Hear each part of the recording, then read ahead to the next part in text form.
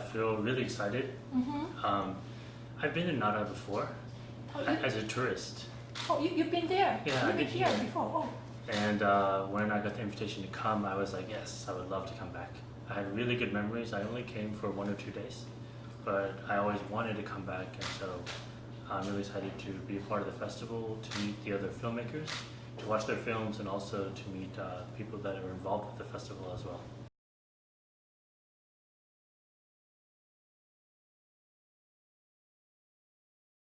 You know, it's kind of like a small town, but it feels very personal and intimate. So it was different from the other cities that I had visited in Japan, and it felt like I can, you know, it felt like something different, something special.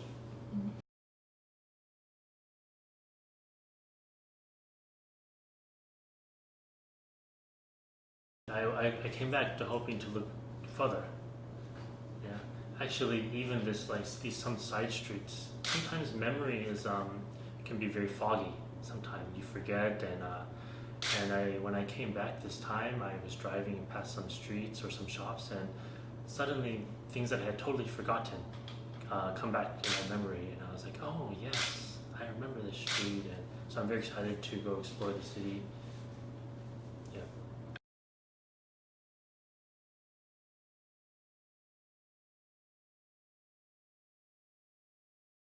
I think every filmmaker, you know, you spend many years of your life working on one film, and so I think the thing that made me work on this one film was something very personal. Even though these stories are set in Thailand, in a different country, and even though I haven't been there before, I connected with the story of these two brothers, and I felt like, oh, this is something that I know. I have an older brother myself. So because of this personal connection, then I imagined myself as this main character going through this journey.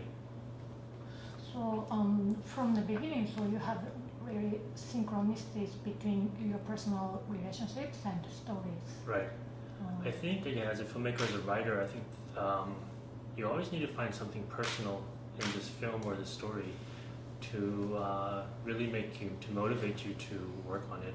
Because there are definitely times when you're working on the movie and you say, why am I doing this? But if it's something personal or meaningful, then I think that it's very easy to answer that question when time is tough.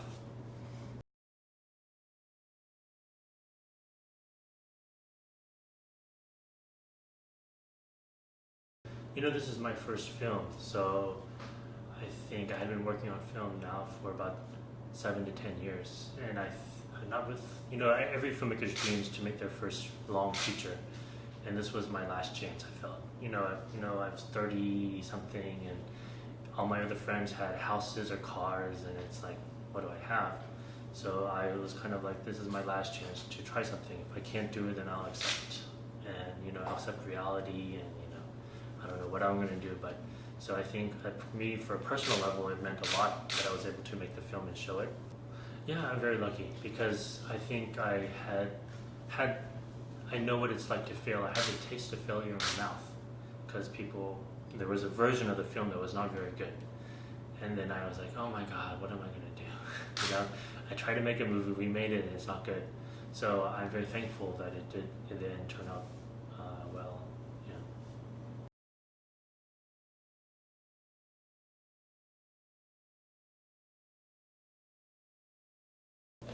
I think on a career level, I was really worried about the reception. As you know, making short films the transition from short films to feature films, one of the main differences is the length. And the length meaning, you know, in a short film, you have one small emotional journey, but on the feature film, you have a very long emotional journey. And I got lost along the way of making that. I felt that film for me before I made this film was like story and plot, but there was one point when a friend watched a movie and he said, the film is very beautiful, but when I watch your movie I feel nothing. And I was like, wow, so that's actually what film is about emotion and feeling.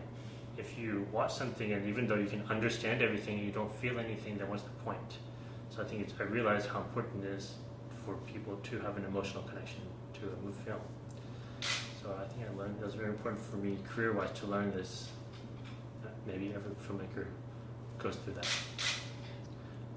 Oh yeah, because I think when I heard that, I asked myself, why did I spend so much time thinking about the framing or the colors or the camera or the placement of different objects if you don't feel anything?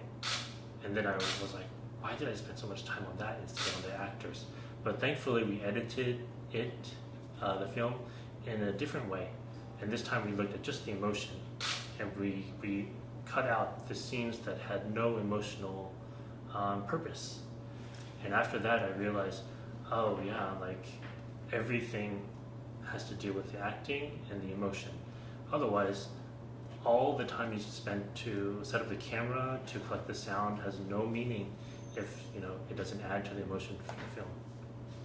So I think even now when I read books or I watch films, I'm always asking myself, what am I feeling? What am I feeling?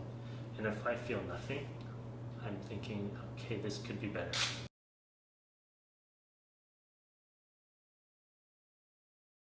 Was it hard on me personally? I think so. Filmmaking, I realized, is not something that it's very personal, because people, I realize in the end, they're not going to help you because they believed in the project. They help you because they believe in you. They believe that you can do the film or you can do the project. So, at those times when people weren't helping or people didn't believe in me, I think it can be emotionally hard. But yeah, in the end, I think from hard work and perseverance, I think we were able to make the film. So, yes.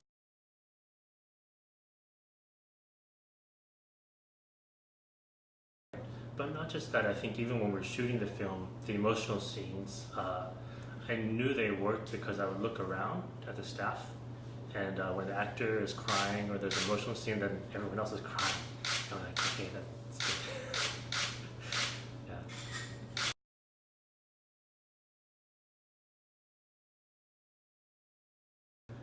Well, I think it's a film that anybody can watch. I think in Thailand, the film has been shown in Germany and in Thailand and in many countries around the world. So this is the first time it'll be shown in Nara, so I'm very excited about that. And I think food is really important. I think when you watch, in movies, I don't know if you watch a movie and then you see someone drinking beer or eating ramen, and then you're like, you pause the movie and you go and buy the beer, or you go suddenly eat ramen. And I remember eating lots of great food when I was here as well. And I don't know, there's something always in the back of my mind, Nara, that has always stayed there. And so I would love to meet the people when they come to watch the movie, and love to.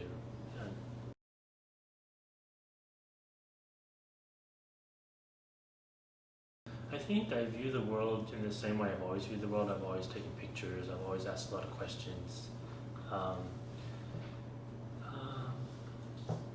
As a director of film, how I view. I think there's one thing that we ask about the characters in movies while you're writing the script, that sometimes I also want to ask random people when I meet them. What are their fears? What are their hopes and dreams? And the most important question is, what do they want? And what is the obstacle preventing them from getting what they want? I think those are really what makes the film, is the character wants something, but he cannot get it, and then he has to overcome this. And through this journey, he changes, or he or she changes.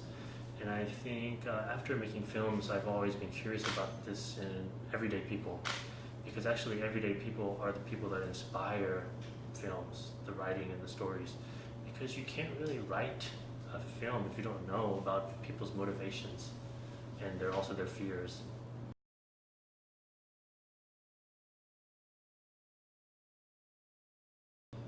I always look at the world in a very optimistic and positive and beautiful way.